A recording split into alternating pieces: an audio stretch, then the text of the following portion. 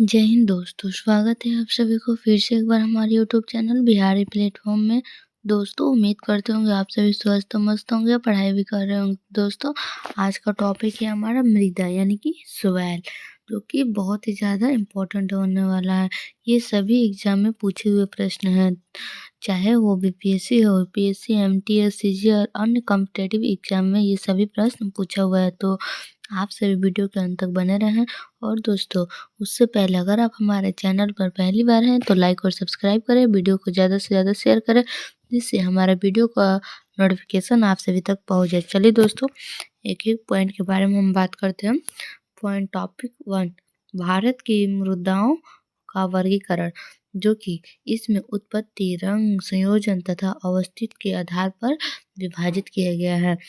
जैसे जलोढ़ मिट्टी, काली मिट्टी, लाल और पीली मृदा, लेटराइट मृदा और शुष्क मृदा, लवणीय मृदा, पीट मृदा, वन मृदा, ये सभी भारत की मृदाओं का वर्गीकरण है। मृदा यानी कि सॉइल, जो शब्द की उत्पत्ति लैटिन भाषा के आधार पर स्लोम से हुई है। मृदा की उत्पत्ति किस भाषा से हुई है? स्लोम से हुई है, और इसका अर्थ होता है फर्श यानी कि फ्लोर कह सकते हैं। भारत का सर्वाधिक क्षेत्र में कौन सा मृदा पाई जाती है? तो भारत में सबसे ज़्यादा कौन सी मृदा पाई जाती है? जलोढ़ यानी कि कछारी मृदा पाई जाती है। नेक्स्ट देखते हैं, रेगुर मृदा को किस अन्य नाम से जाना जाता है? तो रेगुर मिट्टी को किस अन्य नाम से जाना जाता है? तो काली मृदा के नाम से जाना जाता है। नेक्स्ट पॉइंट है, रेगुर मृदा का सर्वाधिक विस्तार किस राज्य में पाया जाता है? तो महाराष्ट्र राज्य में पाया जाता है। नेक्स्ट है, मलावा पठार में किस मृदा की अधिकता है? तो काली मृदा की अधिकता है। नेक्स्ट पॉइंट है, काली मृदा को स्वतः जुताई वाली मृदा भी कहा जाता है। तो किसे हम जुताई वाली मृदा कहा जाता है? तो काली मृदा को जुताई मृदा कहा जाता है, जिसमें सिंचाई की कम आवश्यकता पड़ती है। यह मृदा कपास की खेती के लिए सबसे उपयुक्त मानी जाती है। कौन सी मृदा कपास के लिए उपयुक्त मानी जाती है? तो काली मृदा कपास के लिए उपयुक्त मानी जाती है। पीला रंग फेरिक ऑक्साइड के कारण होता है, जबकि लाल रंग लोहे के ऑक्साइड कारण होता है। दोस्तों पीला रंग किसके कारण होता है? तो फेरिक ऑक्साइड के कारण होता है, और लाल रंग लोहे के ऑक्साइड के कारण होता है। नेक्स्ट पॉइंट है, लेटराइट मृदा यानी कि इसका मुक्त किन राज्य में लेटराइट मृदा पाया जाता है? तो ये 3 राज्य में पाया जाता है, केरल, कर्नाटक और महाराष्ट्र में लेटराइट मृदा पाया जाता है। नेक्स्ट पॉइंट है, लोहे की मात्रा अधिक होने के कारण कौन सी मृदा दिनों दिन अनवर होते जा रही है? तो कौन सी मृदा दिनों दिन अनवर होते जा रही है? तो लेटराइट मृदा दिनों दिन अनवर होते जा रही है, जो कि मृदा की क्षारीयता को कम करने के लिए जिप्सम का प्रयोग किया जाता है। किसका प्रयोग किया जाता है? तो जिप्सम का प्रयोग किया जाता है। लेटराइट मृदा भारत में मुख्यतः कहाँ कहाँ पाई जाती है? तो लेटराइट मृदा भारत में मलबार तटीय प्रदेश में पाई जाती है, और इसका खदान बहुत ही ज़्यादा बड़ा होता है। नेक्स्ट पॉइंट है, सबसे कम जल धारण क्षमता किस प्रकार की मृदा में होती है? तो बलुई दोमट मृदा में होती है। किस मृदा में होती है? तो बलुई दोमट मृदा में होती है।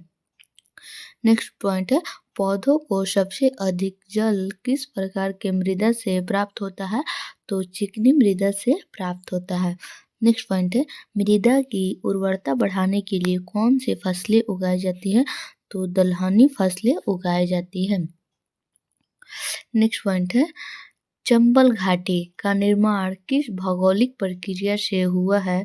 तो इसका निर्माण किस भौगोलिक प्रक्रिया से हुआ है? तो अवनालिका अपरदन के कारण इस चंबल घाटी का निर्माण हुआ है। नेक्स्ट पॉइंट है, चाय बागान के लिए कौन सी मृदा उपयुक्त है? तो चाय के लिए कौन सी मिट्टी उपयुक्त है? तो लेटराइट मृदा उपयुक्त है। नेक्स्ट पॉइंट है, दोमट मृदा यानी कि एलुवल सोयल में कौन कौन से कण पाए जाते हैं? तो इसमें गाद, मृत्तिका और रेत भी पाए जाते हैं। नेक्स्ट है भारत की मृदाओं के किस सूक्ष्म तत्व की सर्वाधिक कमी होती है? तो जस्ता की कमी होती है। नेक्स्ट पॉइंट है गंगा के मैदान की पुरानी जलोढ़ मृदा कहलाती है तो क्या कहलाती है? बागर कहलाती है। बागर किस पुरानी जलोढ़ मृदा को कहते हैं? तो गंगा के मैदान को कहते हैं। नेक्स्ट पॉइंट है अम्लीय मृदा को कृषि योग्य बनाने हेतु किस खनिज का प्रयोग किया जाता है? तो लाइम या चूना का प्रयोग किया जाता है। नेक्स्ट पॉइंट है भारत में सर्वाधिक क्षारीय मृदा किस राज्य में पाई जाती है? तो उत्तर प्रदेश में पाई जाती है, जो कि लवणीय मृदा में नाइट्रोजन एवं चूने की अल्पता पाई जाती है।